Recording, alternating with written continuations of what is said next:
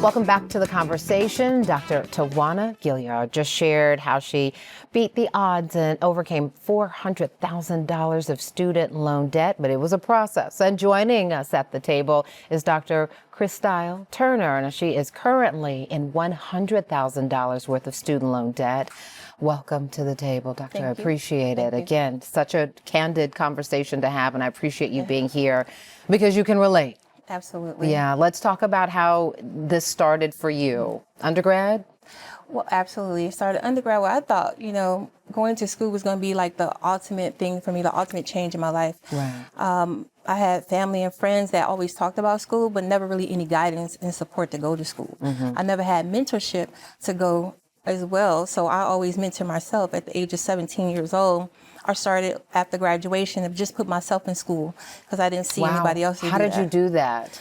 I talked to a few counselors, and sometimes they have counselors come to your high school and talk about it. But how did you pay for it? Was it just, okay, here we have to take out loans? It just started It was right there? personal loans and it was student loans. And I thought that was the thing to do. Right. It actually scared me, but I was like, you know what? Instead of me buying this car, I see my friends getting at the graduation, and I'm going to go to school. Right. So you go into it like so many people with these really good intentions. I know it's just going to last a little while. I'll make some money and pay it off. And then you end up $100,000 later. So doing that in the course of going to school, graduating the top of my class for my bachelor's degree. Congratulations. Thank you. On to my master's degree. I was like, okay, I'm going to keep going. But then I was getting in the background. You ain't going to never do this. Can't nobody do this. You can't do this. And I'm like, what you mean I can't do it? Why? Because I'm African American? Or because I'm a girl? You never heard of this type of thing before. So I challenged myself to do it. And at the same time, I was counseling students as well while I was doing it. So being an education consultant, I'm helping students go to school, figure out how, to get to school at the same time. So you graduate. Our viewers, I should point out, looking at pictures from graduation and whatnot. So you graduate, you get the degrees. But was it the job? Was it not enough money to start the payments? How did the mountain start to pile? Because we know there's that one pile that you start with and then the interest that comes next, right? Yeah. Well, I wasn't looking at it like that. I was looking at the opportunity to go from one step to the next step because that's what was pushed in my face at the time. Like, you know what? You graduated, keep going. So you don't have to look at the money. Just fill out another application of financial aid and they can help you go. So at that time, I'm looking at, financial aid to help me, but as the money was piling up, I still, in the back of my mind, had no clue of how I was going to get this paid. And even though it was coming in the mail, like, you have to pay financial aid, I'm like, no, I don't. So you just kind of, the way Dr. Gillard, I was floating. Yeah, you just kind of like, oh, not today, I won't, right? It's PhD, MD. The bottom line, it's this debt-free degree that we're trying to talk to our, young kids about. But here we are in it. So when you get to this point, what were you thinking? Well, when I got to the point and realized that my credit was ruined, it kind of forced me against the wall where I had to pay the debt. And that's what I'm trying to keep people from getting to, because that can be breaking. That's a breaking moment. And I literally almost took my life. And as a Literally.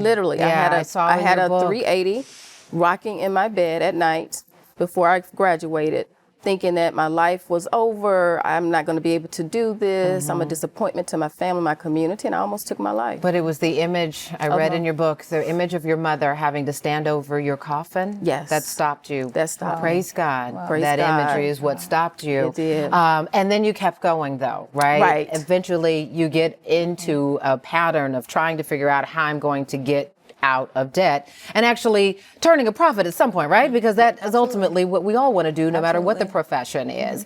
I can actually tell you, I got sick after I seen those checks, the bills coming in. I'm like, I'm going to check from this point to that point to get this paid. I still struggle with that today. Yeah. Not being able to have an occupation to be able to cover this bill, and drowning in debt. So are you working in the industry where all your degrees are, but it's still just taking a while? But I don't have the actual title for what I went to school for, which is more the struggle, because the thing is you're going to school for all these great opportunities, but when you get to the interviews, it's like, hey, you don't have the experience or you don't have enough, let's say, skill set. And Doc, this is one of the things that you talk about in On the Other Side of Greatness, right? Yes. The other side of greatness is, you know, making the profit and being out of debt. But this is what so many people are dealing with. Right. And I first like to commend her for coming on the show and telling her story, because I appreciate it. that is the first step, knowing where you are and owning it. You know, now she's at a place where she has debt. So now we just have to figure out, how do we pay it back? Right. But for people who haven't gotten to that point, it's important to know what profession you're looking at going in, research the salaries, be careful with the schools you choose to go to get your degrees from. You know, you go to these Ivy League schools and they're charging $50,000, $60,000 a year. You have to be careful with that. Right. We're going to pause right there, because that is such a good point. You know, sometimes that community college option, there's some other options to getting these degrees, but we're going to keep talking about how to get out the debt when we return. Be sure to stay with us. We'll be right back.